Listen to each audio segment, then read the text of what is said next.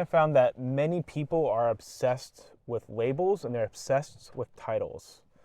I saw this a lot in the corporate world where people go get these like absurdly highfalutin titles. I'm managing executive director, I'm vice president of software engineering, you're vice president of hardware engineering, I'm senior principal executive poobah engineer.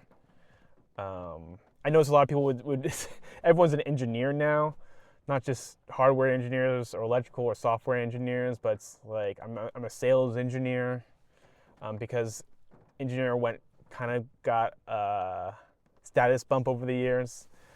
I was at one company, instead of giving people bonuses, they just like inflated everyone's title. Every engineer became a senior engineer. Every senior engineer became a principal engineer, so on and so forth. And I find the same is true with personal or romantic relationships as well. You should be focused in on the reality of the relationship, the emotional and psychological reality of the relationship, rather than the words, labels, or titles. Um, Plenty of married couples have dead bedrooms. They hate each other. They resent each other. It's not good. And plenty of men and women have just abundant love for each other, and they have no label on what they have whatsoever. It's not predictable. You can't lean too much on words and labels and titles.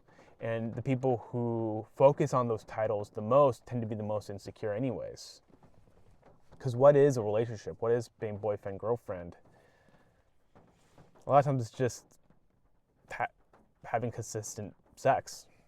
And a lot of relationships aren't even sexual, as I've mentioned before, or in other videos. It's like a lot of relationships aren't really based on sex. They're actually more based on like matching complementary psychological needs and desires.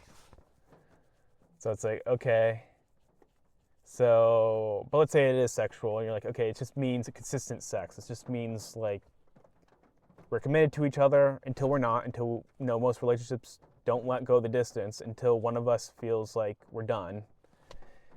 And exclusivity. Don't have sex with anyone else during that time. Not everyone follows those rules, right? I mean, you have more terms and conditions attached to your phone bill than you do to a relationship.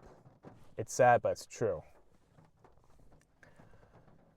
And I found that men who are really like, oh, who are really relationship oriented, really want that, nail her down, and they want that title, they want to be in a relationship, they want defined terms, and this, that, and the third, usually chase her out of the way, out of his life. It's a sign of weakness. It's a sign of neediness, and that doesn't work for most men in general. Obviously, there's a million exceptions to every rule, and I've said that before. But in general, it's more important to focus in on mutual desire and mutual attraction, and making sure that flame remains alive. That will bring her to you time and time again, rather than her like swearing a fake oath, her, promising something, because promises get broken all the time. Again, there's no, it's not a business deal. There's more terms and conditions in your Netflix subscription than there is in just the girl that's in your life.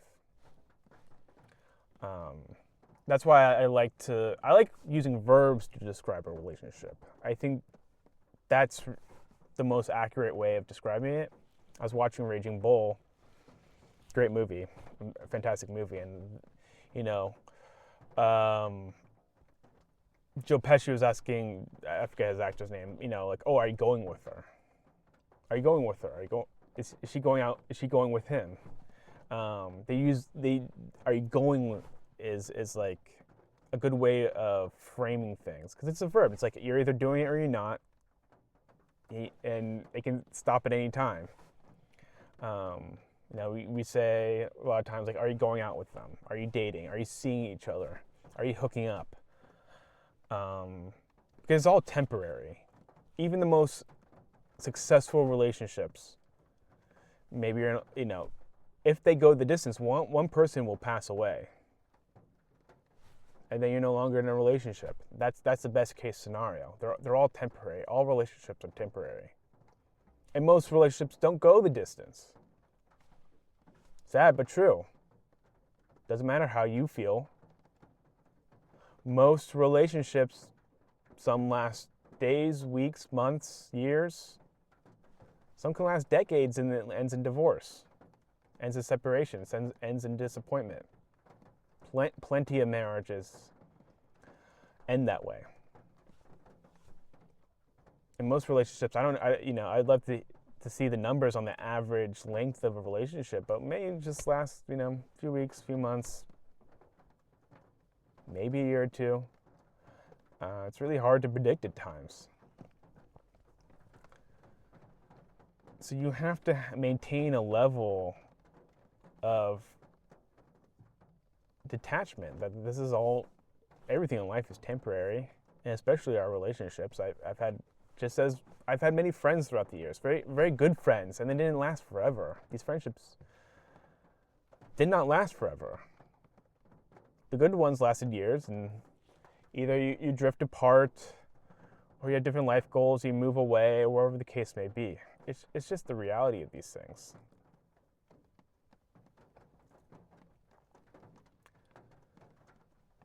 And so if you catch yourself really desiring a label or a title, just realize that it usually stems from insecurity.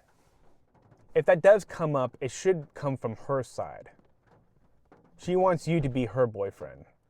That's really how that should go. And even at that point, she should have to earn it a little bit. It's not something that you should just give up immediately. You have to test it. You have to see, like, okay, like, that commitment, those strings attached, like, come with a cost. So you better, like, I need to make sure that you're worth that. I need to make sure that you're worth that. So I don't know if there's anything more I want to say about that.